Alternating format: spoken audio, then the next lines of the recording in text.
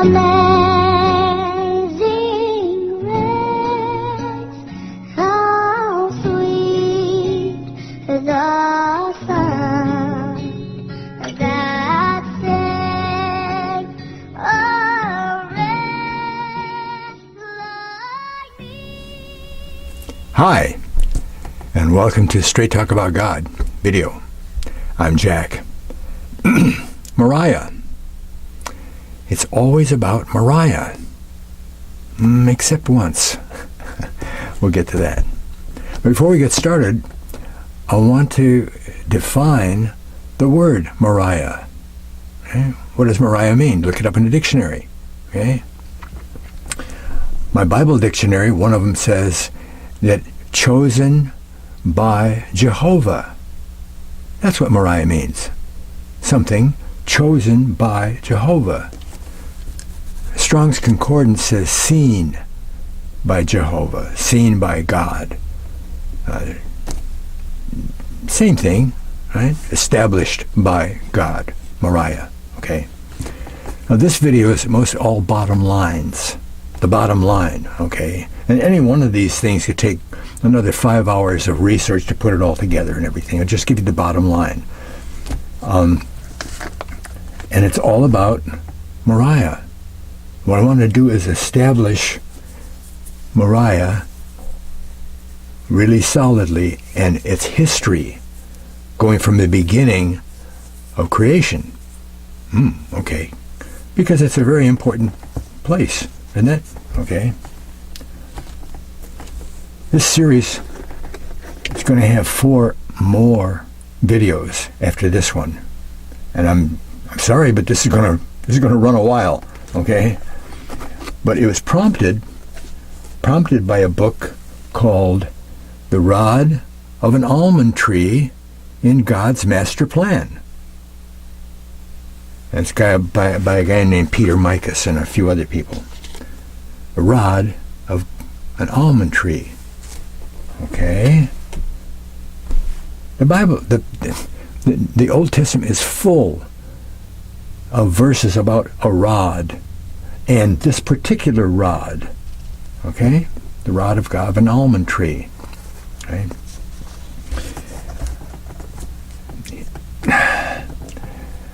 God comes to Jeremiah, and he says, what do you see?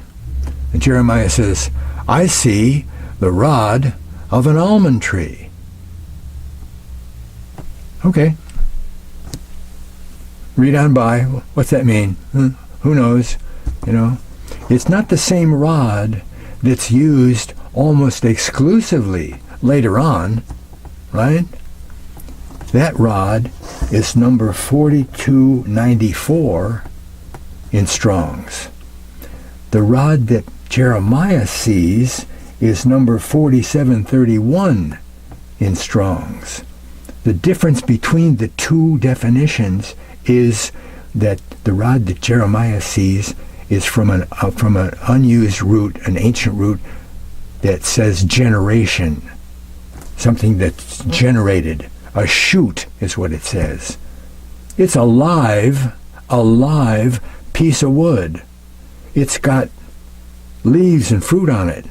That's what Jeremiah sees. And he says it's from an almond tree. All those other rods, they don't have that, right? Now, this is a rod. That's maybe a rod. This rod is a shepherd's staff. It's 5 or 6 feet tall. It's a walking stick like they all had, right? Everybody had their own rod. It wasn't a little rod, right? Okay. But all of the definitions of the 3 or 4 different words that are used all have something about walking, stick, staff, all those, see? But in the Bible, all you get is rod. You've got to look it up, okay? And we're going to answer 3 questions. Where was the crucifixion? Where did that take place? Where was the Garden of Eden? Both of those questions have 2 or 3 different answers for each one, right? And where was the tree of life placed on the earth? We know it was in the middle of the garden. Okay? Where on earth was that? Okay? When I started to look at this study, I remembered something I heard a long time ago about Jerusalem being the navel of the earth. And I said, okay, well, I accept that. You know, I understand what that means. You know, it's God's center place of the whole earth and all that. But this time, I connected it to human birth. Okay? We've got the child, the umbilical cord, and the parent, right? Okay, well, on God's level, the child is the earth, and until the earth is completely created and ready for human beings to live on, okay, God supplies the creation, right? When that happens, the umbilical cord for the creation goes away, but God still sustains the creation, because John tells us that Jesus, in the first chapter, Jesus was the express agency of God's creation. He's the one that spoke the word, and nothing became everything. And then it goes right on to say that he also continues to sustain the creation. Okay? And that's what happens with people, right? The mother doesn't go on vacation after the kid's born, right? When the kid is developed enough to live outside the womb, the mother has to breastfeed the kid, right? So the parent still takes care of the kid. Okay. If you get a good topographical map, no cities and roads and all that stuff, just the natural things, okay? Look at the place where Jerusalem will later be, you know, where we know Jerusalem was. It's right across from the top of the Dead Sea, right? If you got a good map, you're going to find that in that area, the hills, because it's a hilly kind of a country, you know, in the hills there, you'll see the hills form a letter W. Well, Hebrew has a letter W, only it's not called W, okay? That's English, W. It's a Shin, S-H-I-N. And among the other abbreviations of God's name, when they wanted to talk about God, you know, they said different things.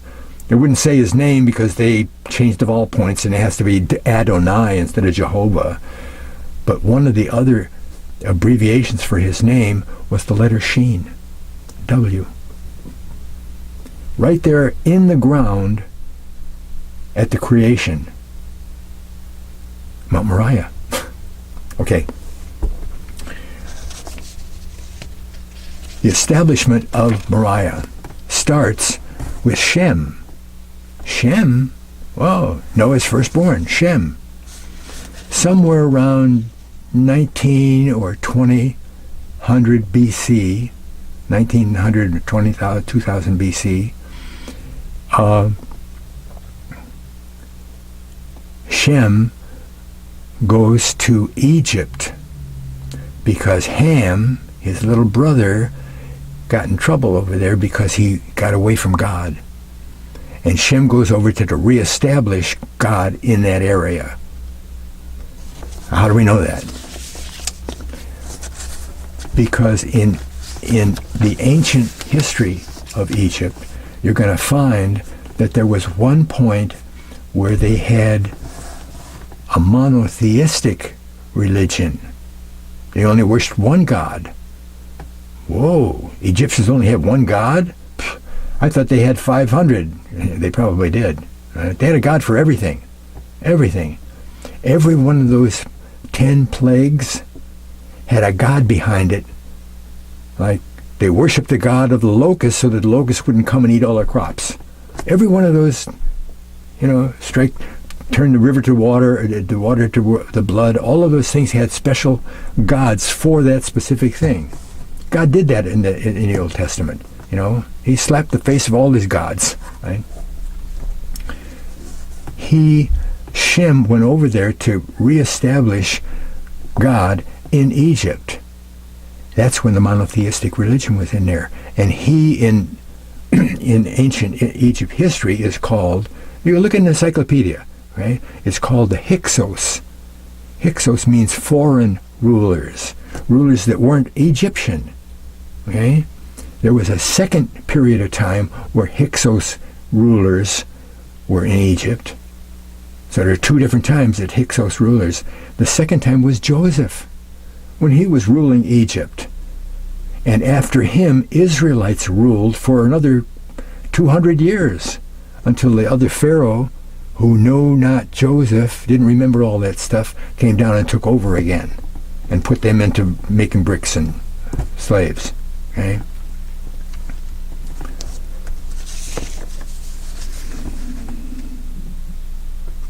Shem, after he establishes the monotheistic religion, and maybe he lives there for 50 years, who knows, you know, how can we tell that for sure? Shem outlived Abraham. 7 or 8 generations behind him, right? He outlived Abraham. Jacob was 47 years old before Shem died. You can't convince me that Jacob didn't have personal contact with Shem. At least once. Okay? And if Shem went back over from Egypt to the Holy Land, what did he do? He built and founded and was the king of a city. The city of Salem, which is another shortened name. Okay? Salem, they called it Salem. All right? That brings us to Melchizedek. Because Melchizedek was the king of Salem. And because we didn't have his name in the Bible, there's only 3 verses in the Old Testament for Shem. It's Shem. That's his name. His title is the king of Salem. And because we don't know all of this background, we say, well, he's the king of peace.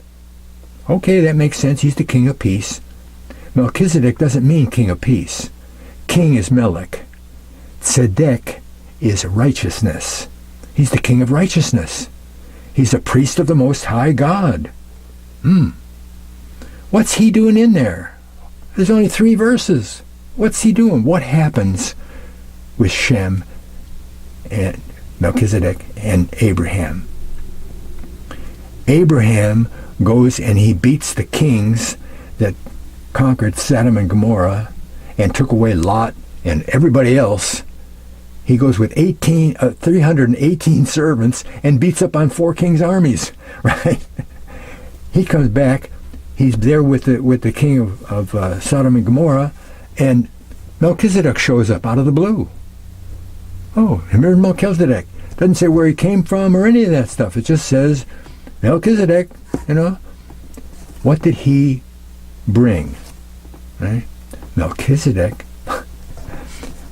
Josephus, Jewish historian, 1st century, said that he came with a whole caravan full of food and wine and all kinds of stuff, you know, for Abraham, right? The Bible doesn't say that. The Bible says, what did he bring? Bread and wine. Oh, what is bread and wine except communion? It's the first communion in the Bible. Huh?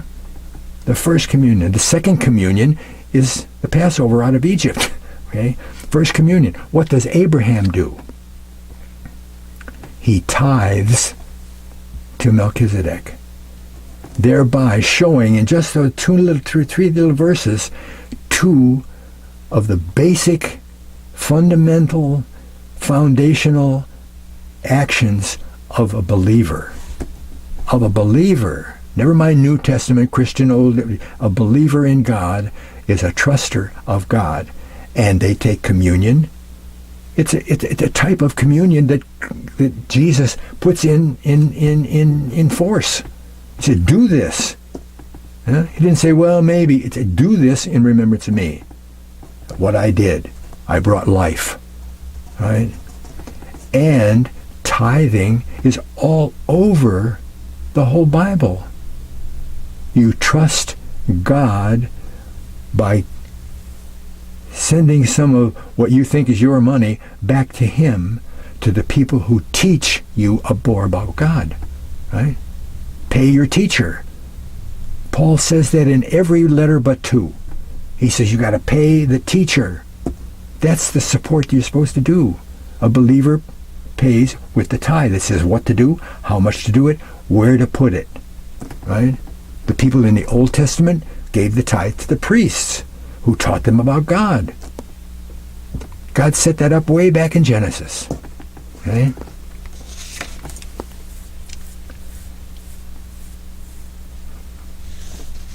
Who's the next one on the list? Jacob. Jacob. Remember at the beginning I said Moriah, always Moriah except once?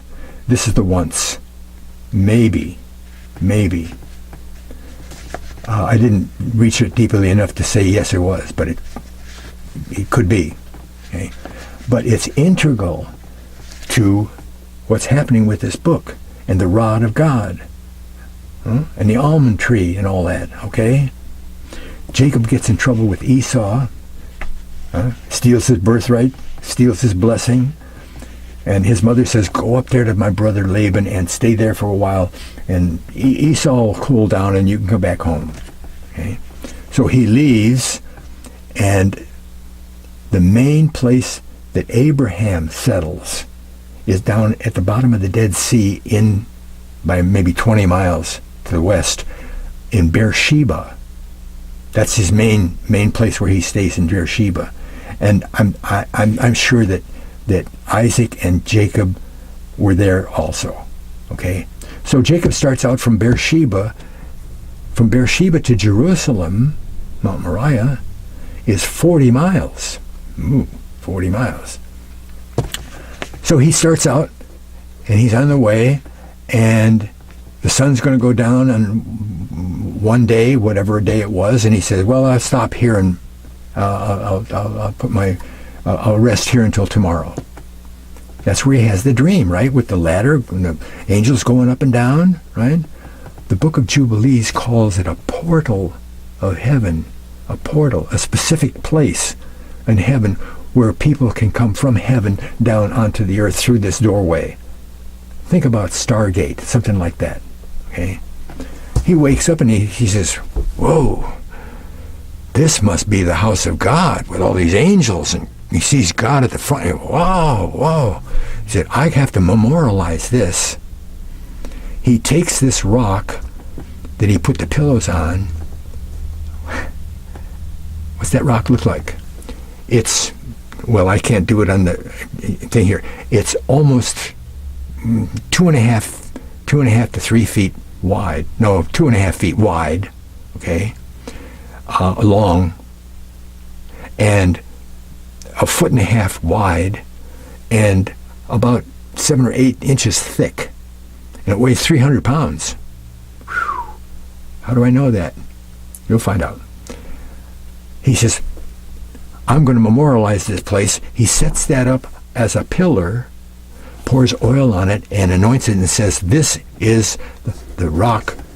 This will be symbol of the house of God.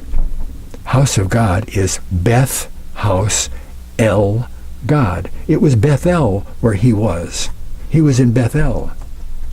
Later on, the town that was right there was called Bethel.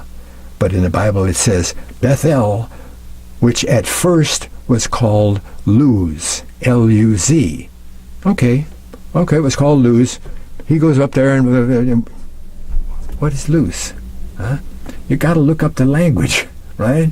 All the names in the Bible, they have connections, right?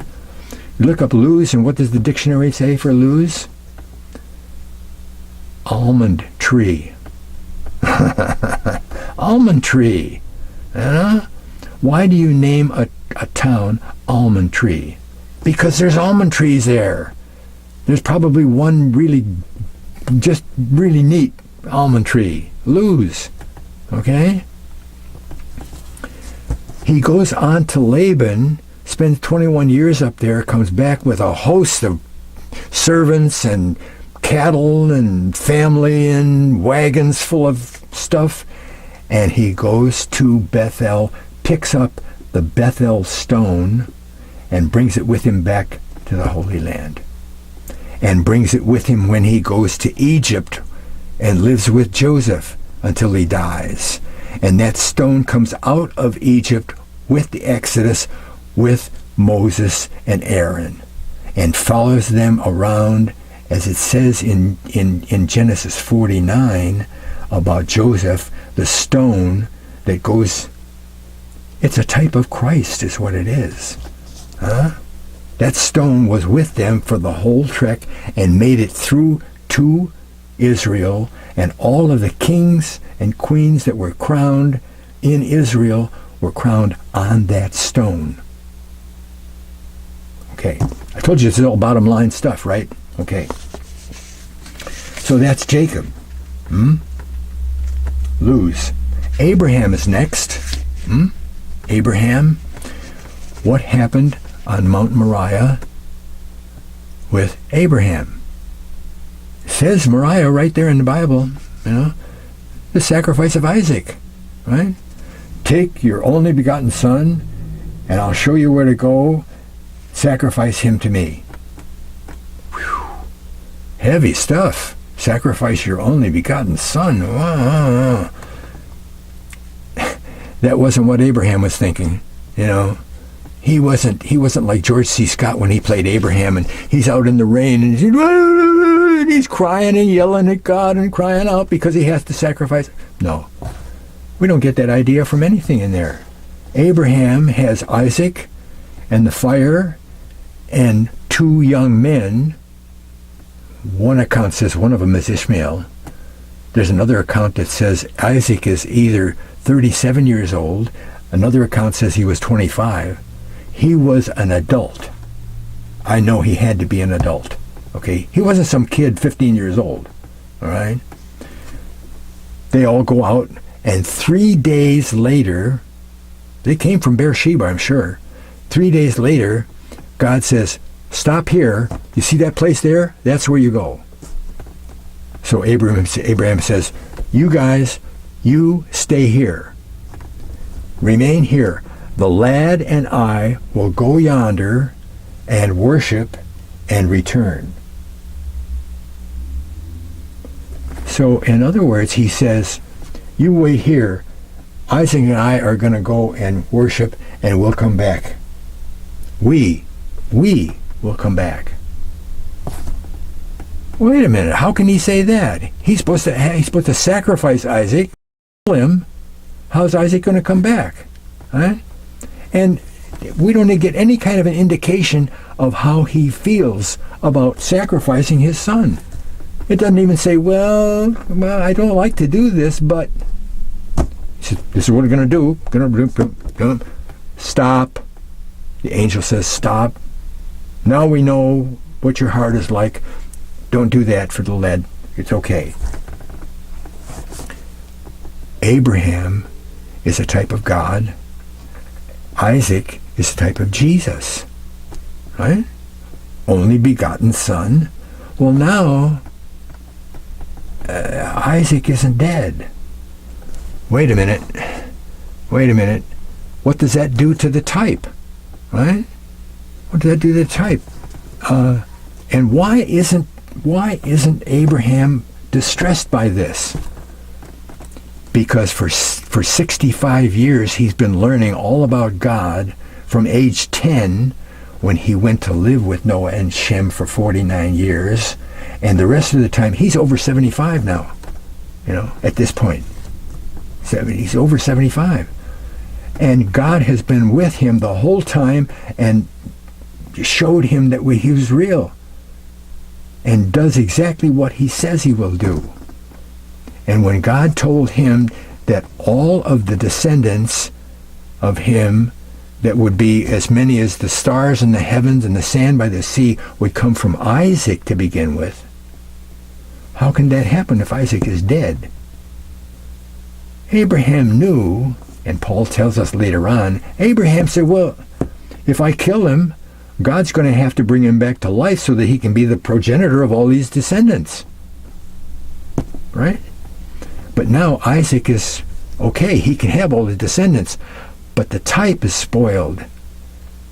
Except that Abraham turns around and he says, oh, what a coincidence. There's a ram caught in the bush. Now the ram becomes the type of Christ, and he's sacrificed, okay?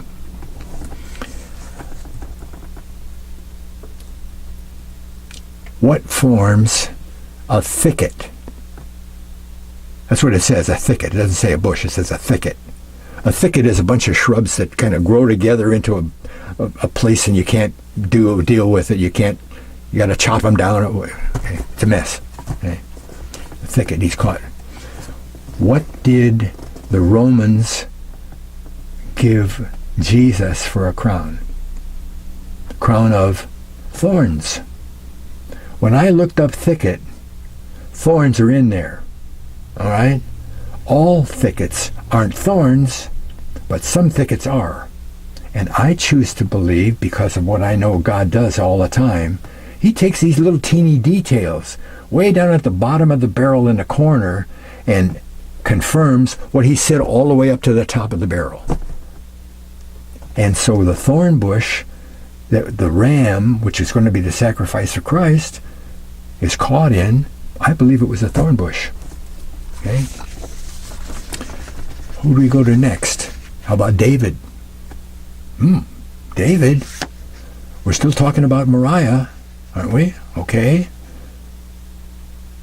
Shem establishes the city right there, right above Mount Moriah, and that's where the temple is going to be, right? Because David, he's talking to Nathan. I think it was Nathan, his son, but anyway, Nathan's a prophet. Nathan, his son, he says, you know, I live in this wonderful house of cedar and gold and everything, and God is living in a tent. I'm going to build him a beautiful house that'll be the... Nathan says, hey, you're in God's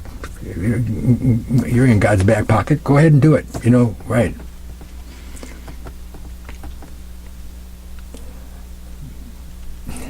God comes to Nathan, he says, go back and tell David that he can't build the house because he's shed too much blood. He's the apple of my eye, but we're going to let Solomon build the temple. Okay? He can get all his stuff together, but Solomon will build the temple. Okay? Not long after that, Gad, the Bible calls him a seer, David's seer. Could be like a prophet, you know. He says, go tell David that I want him to... No, wait a minute. No, God talked to David himself. Gad was involved in it somehow, but David, God said to David, he said, go and buy the threshing floor of Araunah. Now that's what the story says in 2 Samuel. In Chronicles, it calls that Araunah Ornan. Same guy. Okay? Buy the threshing floor, set up an altar, and do a burnt sacrifice there. Yes, Lord. He goes. He comes to the threshing floor of Araunah. Araunah says, oh, the king. Oh, king, what can I do for you? He says, I want to buy your threshing floor. Oh, you don't have to buy it. Just take it. It's a gift. No, I buy it. Well, if you buy it, then it's officially yours, right? I mean, this is a God thing. David is doing what God told him, okay? That's where the temple's going to be, you know? And David already said, I'm going to build a temple, I'm going to build a house, and God said, no, do all this other stuff, right? So he establishes the place for the temple. He doesn't establish Mount Moriah. That's on Mount Moriah, not Moriah. Moriah is already there. Jerusalem is already there. But the threshing floor is a flat place that isn't the city. Okay? And that's where the temple goes. Solomon comes along, takes all of the stuff that David got together, builds the temple on that spot. Right? He didn't say, well, I got all this stuff together. Here's a good place over here in whatever. That's where. How did he know where to build the temple? Because God told David. David told Solomon. You know, simple. All right? Specific site. Okay, now that we've established Moriah, let's look at the crucifixion. Everything's fine so far, except the stuff that's coming up. Crucifixion. Like everything that God does, the practices that were typified, that were done by the Israelites, typified things about what God wanted them to typify. And mostly that was Jesus.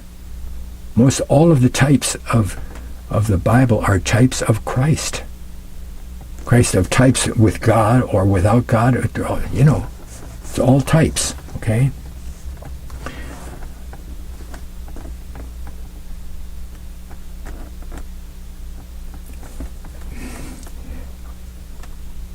One of the most important rituals, sacrifices of the Israelite religion system was the red heifer. You know what the red heifer is, right?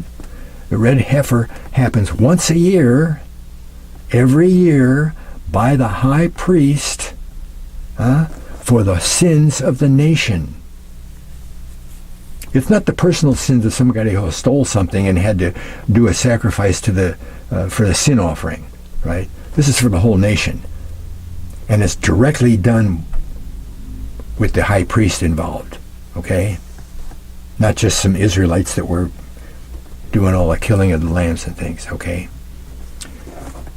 So it's not a personal thing, it's a national thing. What's another thing about the red heifer? It has to be done outside the camp. Outside the camp. I never heard Jerusalem, Moriah, that area, as described as a camp. The only camp I know is the camp in the wilderness for 40 years. Okay. Well, outside the camp, it's established, the distance is established. It says it's 2,000 cubits. And a cubit is 18 inches, so that makes it 3,000 feet. Okay?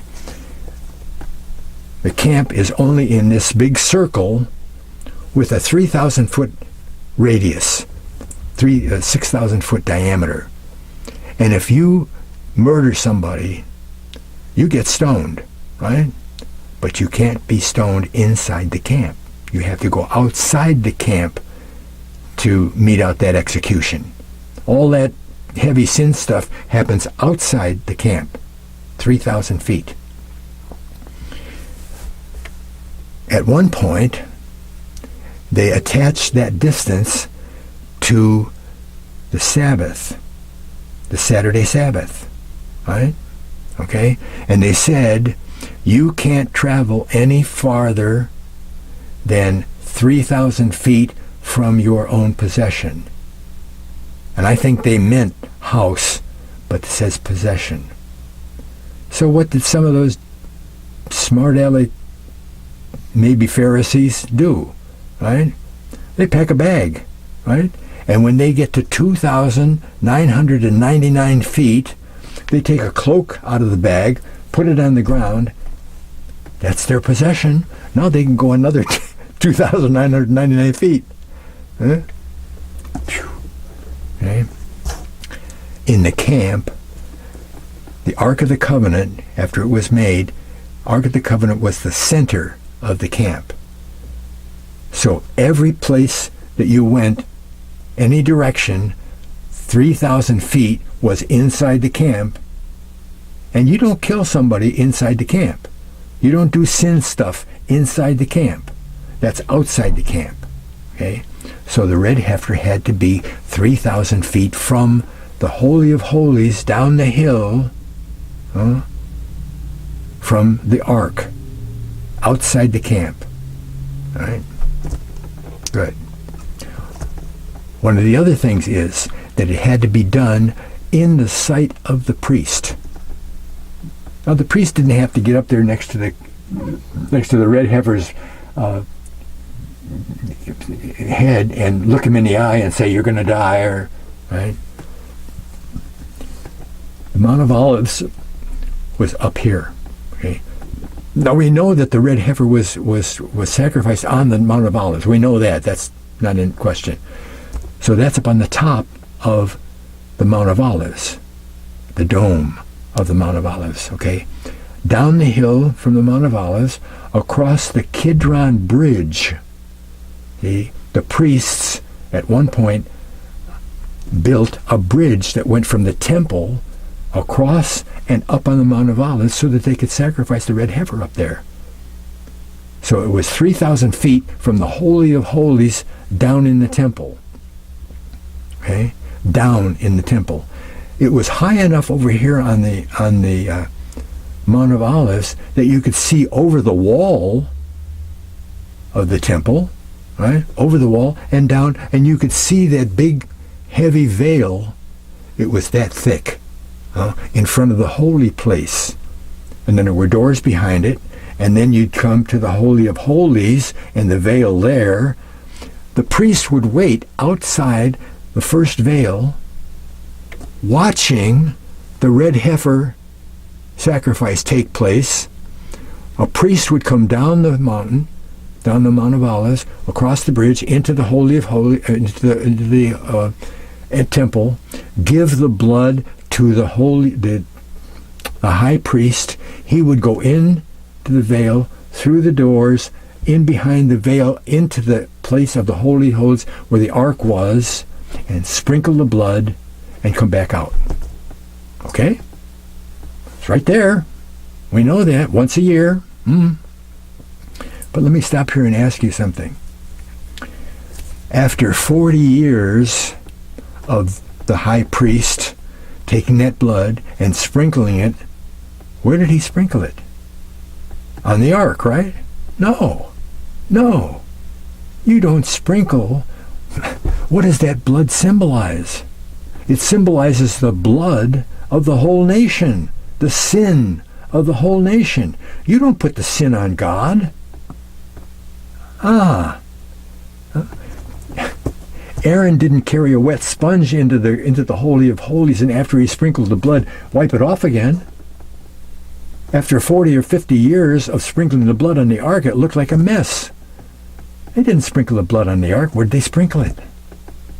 They sprinkled it where the Bible says that the rod of Aaron. Oh, you remember the rod of Aaron? The rod of Aaron was to be placed in front of the ark. So the ark is here. Down on the floor next to the ark is the rod of Aaron. Okay? What rod was that? What kind of a rod, what kind of a tree did that come off of? It was a rod of Aaron, was a rod of an almond tree. Right? Because all of the princes, the other 11 princes of the tribes, got together with their rods, their staffs. They said, hey, we want to rule. Moses and Aaron, you guys, we're going to rule. Moses says, okay, I'll tell you what. Bring your rod, all of your rods, and we'll put all the rods down here, and we'll put Aaron's rod there, and we'll come back in the morning and see what happens. All of those other dead pieces of wood stayed dead pieces of wood, and this rod budded, had leaves and fruit, almonds. It was the rod that Jeremiah saw. It came to life again, a resurrection, a type of Christ. Come on, okay? type of Christ. And it was told to be put before the ark, and when they came in and sprinkled it, they sprinkled the blood on the rod, which gives life from sin. A 12-year-old could put some of these dots on the table and put them all together in the right place, and it'd be right. Right? It's obvious. Okay? The ark. So we know it took place on the olives, and we know that the Mount of Olives could be seen from the high priest waiting for the blood down in the bottom, right? Okay? We know all that. Right? Now, just for added confirmation, this is hypothetical. We can't find this in the Bible. Okay.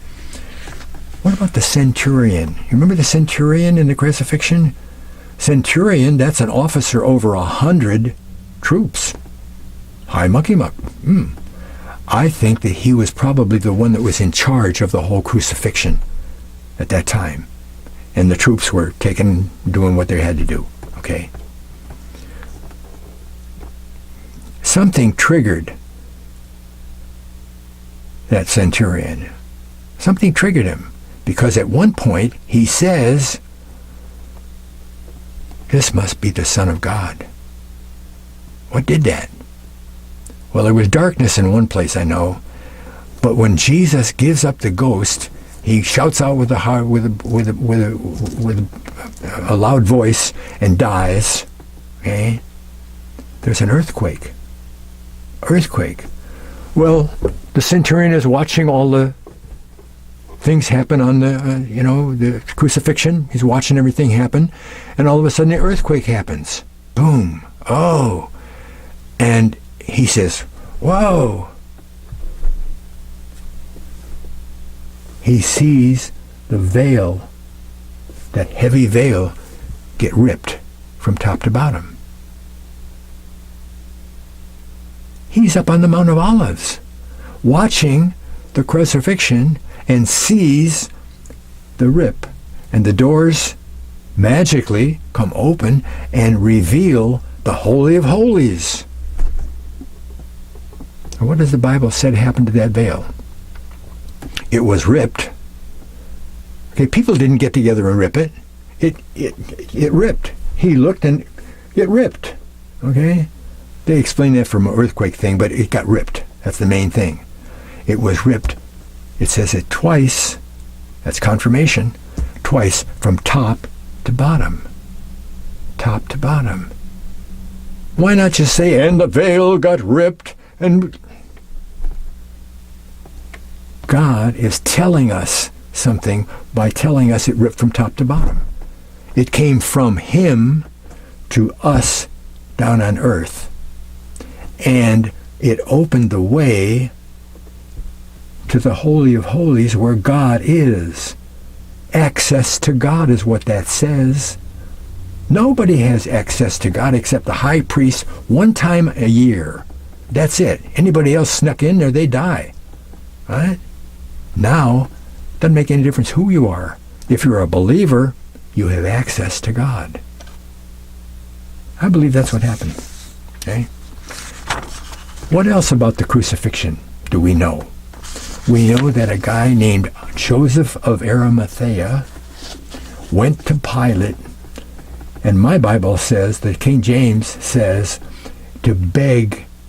He begged the body of Jesus. They didn't know what they were talking about. Either that or it was a bad translation. I didn't even bother looking up begged, Well, I did. No, I did. And it said, demand is one definition. Require is another definition. He went to Pilate and required the body of Jesus. How could he possibly do that? Roman law said, if we sentence somebody to die, when they die, we're done. The family has to take care of the body. Joseph of Arimathea had to be family to get permission. The official ticket that says, I'm the one that takes the body down, or whatever they did, right? And he was. Because way in a different place, we find out that Joseph of Arimathea was Mary, Jesus' mother, Mary's uncle. He was Jesus' great uncle. Great uncle. Now, who was Joseph of Arimathea? He was a member of the Sanhedrin. That's how big a mucky muck he was. That's one thing. He was one of the richest men in all Israel. He was a minister of mines for Rome. Noblesse de Curie was his name, his title, right? He had a huge fleet of ships that played the oceans and the Mediterranean Sea and all that. And his ships went to Glastonbury in the southwest of Britain, Wales, Glastonbury, where they had tin and lead mines.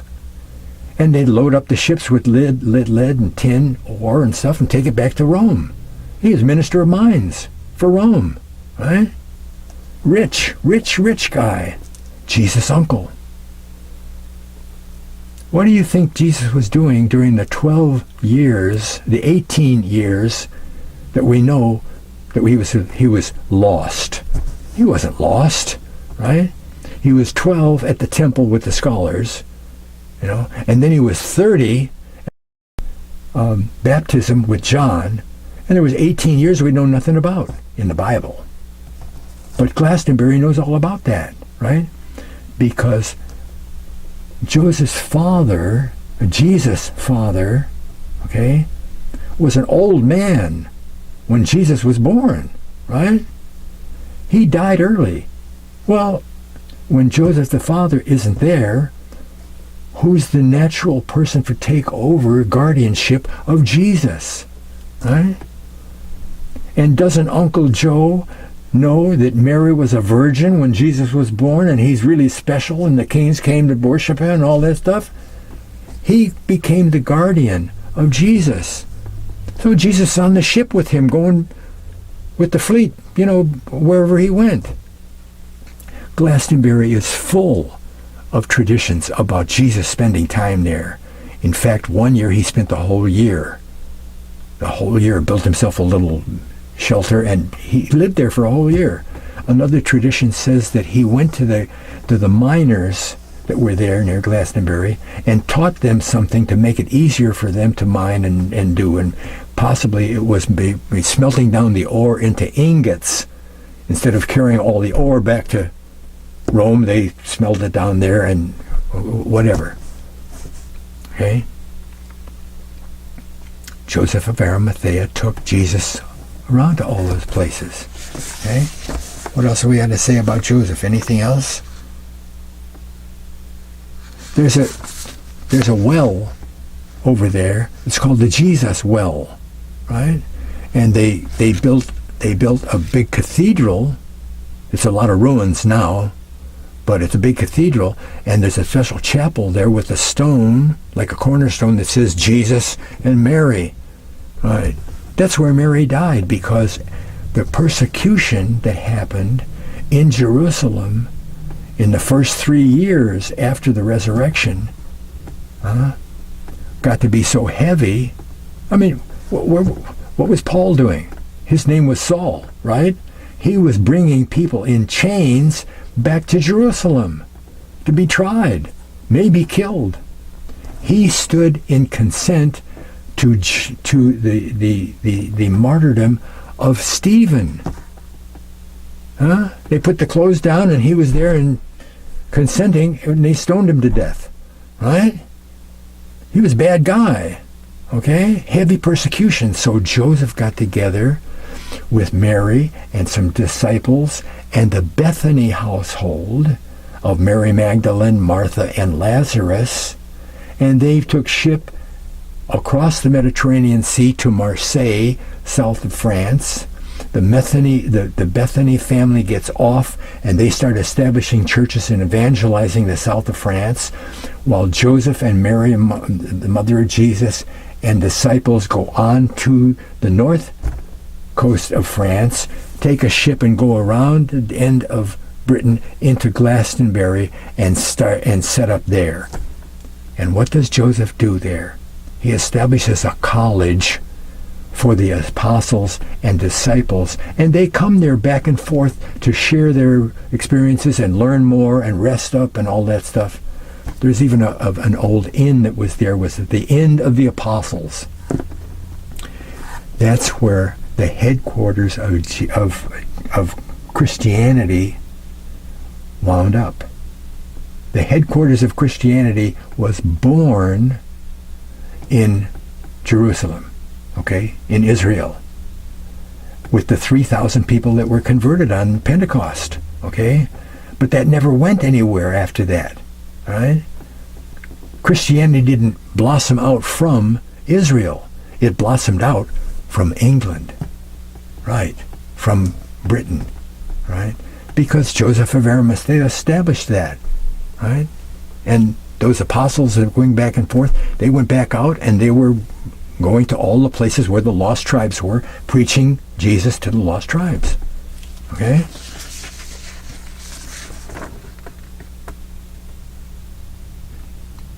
And I believe that Gethsemane, up on the Mount of Olives, was there where the red heifer was sacrificed. Jesus went up the Mount of Olives more than once to pray, you know. It says Gethsemane after the Last Supper, but he went there, okay? Didn't Jesus have to know all the stuff that we've just talked about? Where the red heifer was sacrificed was where he was going to be sacrificed?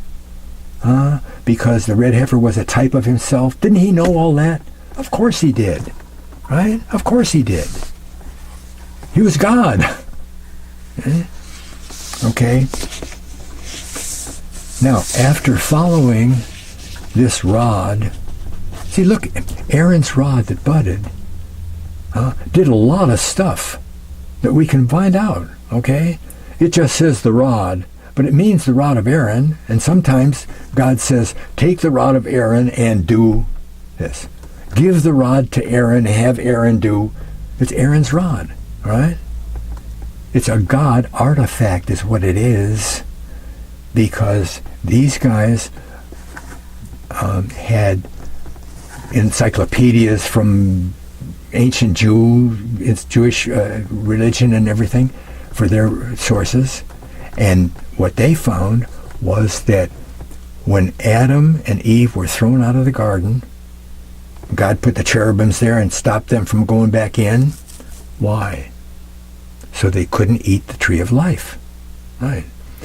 But the ancient, the Jewish encyclopedia says that God took a rod, a staff. It wasn't this big, all right? It was huge. Off of the tree of life and gave it to Adam. And he probably told Adam that this is a tree of life. It's going to be the one who crushes Satan's head later on, like I told you in the garden when you ate the apple. Adam had that. On that rod, somehow or other, some indication that it was God and from God was there. Had God's name on it or something, okay? And it was the rod that Moses had when God saw him and said, throw that rod down. And it became a snake. And he said, whoa. He said, pick up the tail. Picked up the tail of the snake and it came back to a rod again. That was the same rod that Aaron had and Moses had to do all this stuff with that rod. It was the same exact rod. He got that out of his father-in-law to be, out of his garden. Okay, get the book. Okay, it was there, and he said, "Wait a minute, what is that? That's God. Wow!" And he picked it up and took it out of the ground. The priest of Midian, his father-in-law, had it in his garden, put it in the garden, and the tradition says that anybody that tried to take that out of the ground couldn't do it. And I immediately thought of Excalibur for King Arthur, right? He's the only one that could take it out of the stone. Same thing goes with the rod, and it became the rod, and he had it with him when he went back to the mountain, and God said, "Do all this stuff with the rod," right?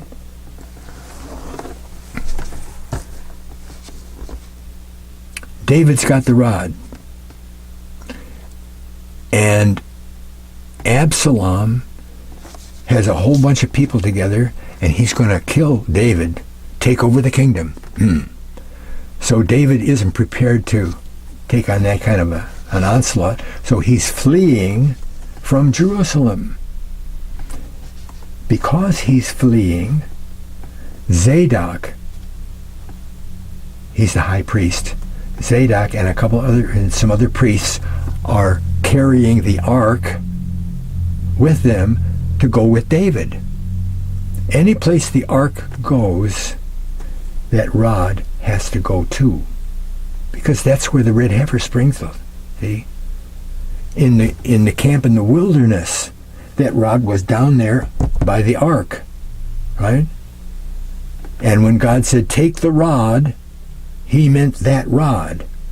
You take that rod away from the Ark of the Covenant, hit that rock, and water will come out. Same rod. Always been the same rod. And it doesn't fit in the ark. The ark is too small for a 5-foot staff to fit inside. It had to go outside, the way it says in one place. Okay? The rod and the ark are coming with them. And David says, no, take the ark back to the thing. But he has the rod, and he plants it.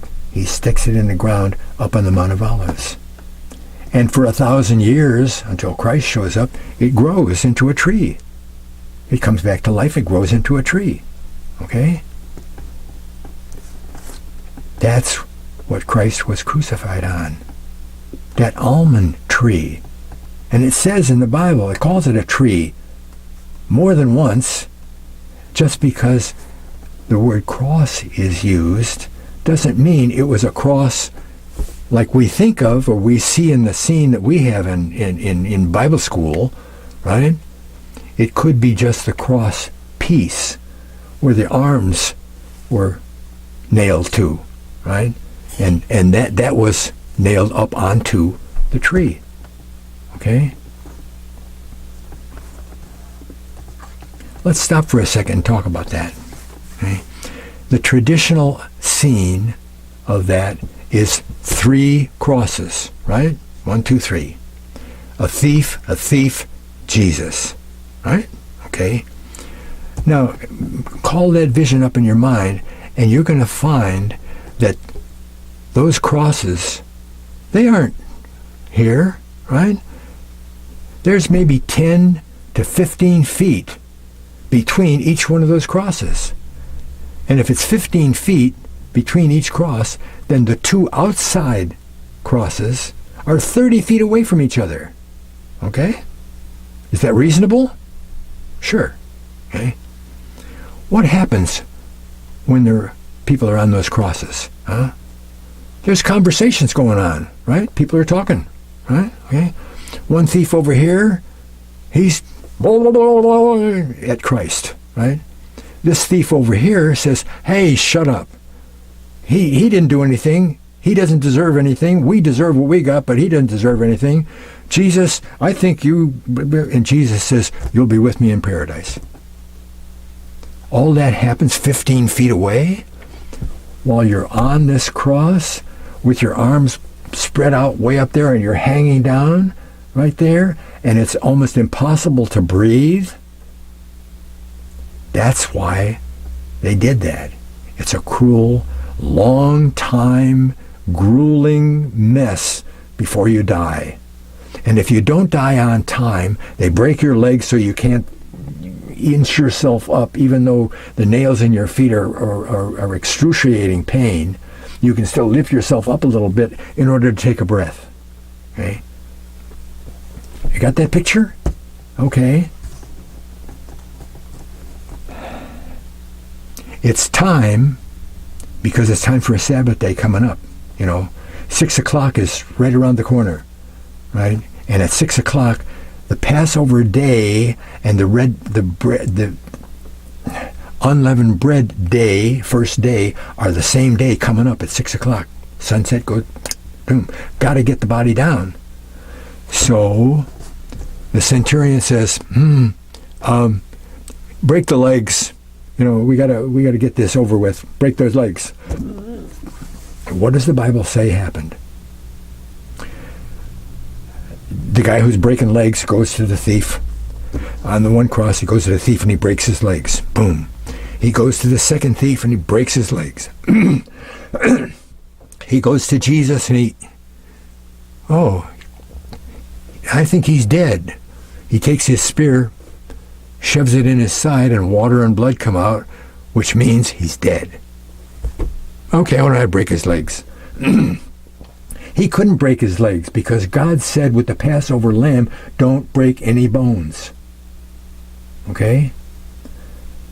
But how unreasonable is the action of breaking the legs the way he did it? First he went to this guy, and then he went 30 feet away, passing up Jesus on the way, breaks the legs of the second thief, and then goes back to Jesus. They don't care about who Jesus is and all. They don't even believe who Jesus is. Break his legs, break Jesus' legs, breaks his legs, break everybody's legs. But that isn't the way it happened. Well, how could it possibly be that he could break the legs of the two thieves and then get to Jesus last? Because they were all on the same tree. That tree of the rod of almonds that David put in the ground grew to a big tree. Didn't have to be that big. It could be 2 feet in diameter. Put one cross piece on one side, cross piece over on this side, another cross piece on that side, and then the heads of all the people are only about 1.5 feet, 2 feet apart. Huh? And you can talk that way. You can whisper. Okay? It happened on the Mount of Olives on an almond tree, the tree of life, which takes away the sins on the world. Okay?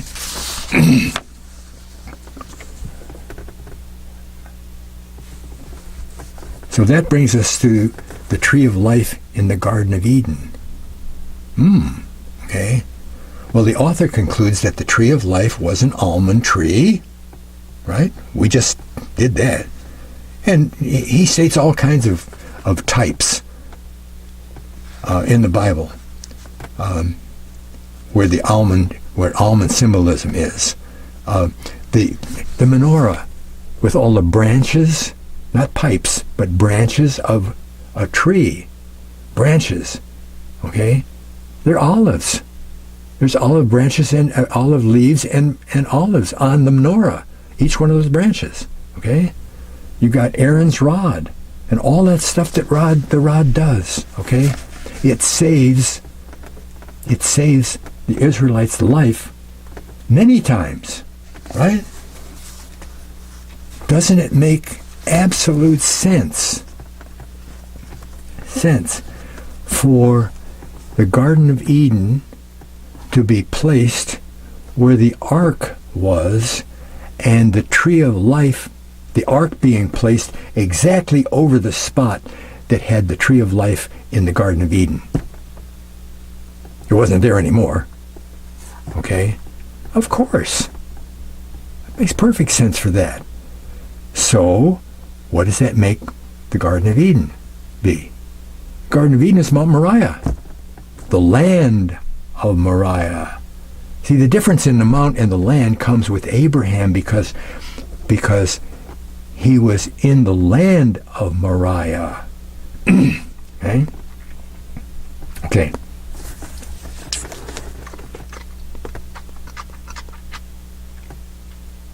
And again, we have to remember that God's message, the whole message of the Bible, is life to people who believe me enough to trust me with their lives.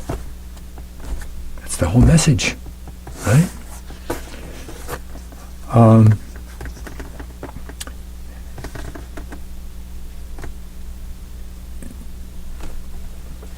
There are going to be 4 more videos involved in this series, and they're going to take up the 2 trees, tree of life, tree of knowledge, 2 Passovers. There were 2 Passovers.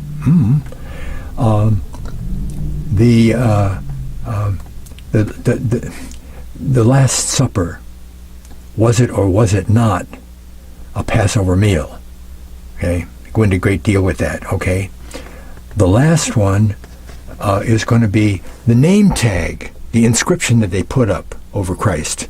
You know, this is a murderer, this is a thief, this is the King of the Jews. That, okay. Did you ever wonder why the Pharisees and the high mucky-muck, the high priest and all that, went to Pilate and said, "You take that inscription down there and don't say that, say this."